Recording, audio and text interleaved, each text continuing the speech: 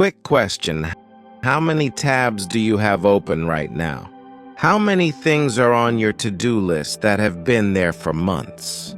How many side projects did you start but never finish? If you're someone who feels busy all the time, but still can't figure out what you actually want to do with your life, this video is for you. Meet Maya. She's 28, works in marketing at a tech company, and by most standards, she's doing fine. She's got a side hustle editing videos. She's helping a friend run their Instagram.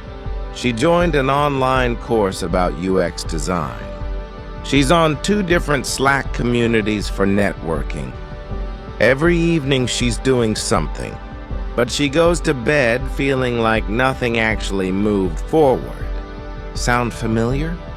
She keeps saying she wants to find her passion. She's read the books. She's taken the personality tests. She's watched the Find Your Ikigai videos. Still nothing. Here's what nobody tells you. The reason most people can't find what they want to do isn't that they haven't looked hard enough. It's that their life is so full of other stuff. There's no space left to even hear themselves think. Never give up. Hustle harder. Say yes to every opportunity. We've all heard it 1,000 times. But honestly, most people aren't stuck because they gave up on the right things. They're stuck because they couldn't let go of the wrong ones.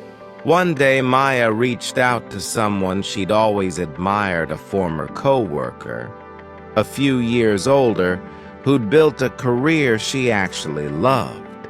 They met for coffee, and the first thing her mentor did was look at Maya's calendar app and say, "Is this actually what you want to be doing?" Maya didn't have an answer. Her mentor put her coffee down and said, "Here's the thing. Most people who say they can't find their passion, their schedule is already packed. There's no room. Maya, if your dream opportunity showed up tomorrow, like the exact thing you've been looking for, would your life have room for it right now?" Her mentor pulled up Maya's list and sorted everything into 3 categories. First, dead weight. Things that used to make sense but don't anymore. Stuff you keep doing out of habit or guilt, not because it's going anywhere. Second, borrowed stress. Things you said yes to because you didn't want to disappoint someone, not because you actually wanted to do them. Third, shiny distractions. Things that looked useful or exciting when you started them, but quietly, without you noticing, they've been eating up all the time you could spend on what actually matters to you. Maya looked at her list. Almost everything fell into one of those 3 buckets. She wasn't busy building something. She was just busy. Here's the mindset shift that changes everything. Quitting isn't the opposite of commitment. Strategically quitting the wrong things is the most committed thing you can do for the right ones. Ask yourself honestly, if someone offered you this thing today, starting from 0, knowing what you know now, would you choose it?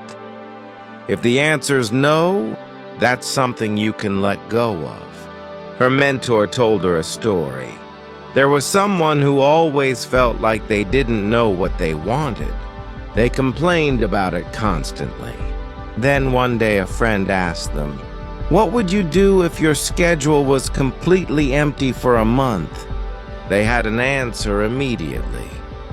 They'd always had an answer. They just never had the space to hear it.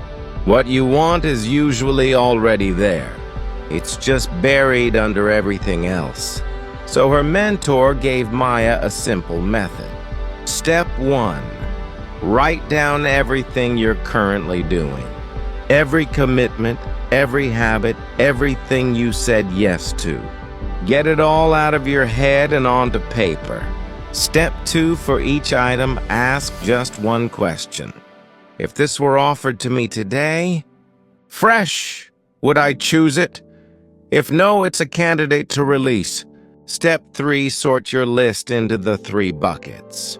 Dead weight, borrowed stress, shiny distractions. Step 4, quit just one thing this week. Not everything. One thing. Cancel it, say no, unsubscribe. Do it with intention, not guilt. Notice how that feels. That little bit of lightness, that's your life breathing again. Step 5, don't immediately fill the space you just created. Leave it empty for a while. Because that empty space is exactly where clarity starts to show up. Her mentor said it best at the end. Not knowing what you want isn't a sensitivity problem. It's a noise problem. When you turn down the noise, you start hearing yourself again. 3 months later, Maya had quit the online course, stepped back from the Instagram help, and left both Slack communities. In the time she got back, she started doing something she used to love as a kid, just for fun, no pressure. And for the first time in years, she lost track of time doing it. She didn't find her passion. She uncovered it. It had been there the whole time. She just finally had the room to see it. So let me ask you, what's taking up space in your life right now that you know, deep down, you'd never choose again today? Drop it in the comments. One thing you're going to let go of this week. Just one. There's a free 30-day checklist in the description to walk you through the rest. If this hit home for you, subscribe. We put out a new story like this every week. Thanks for watching. Now go make some room.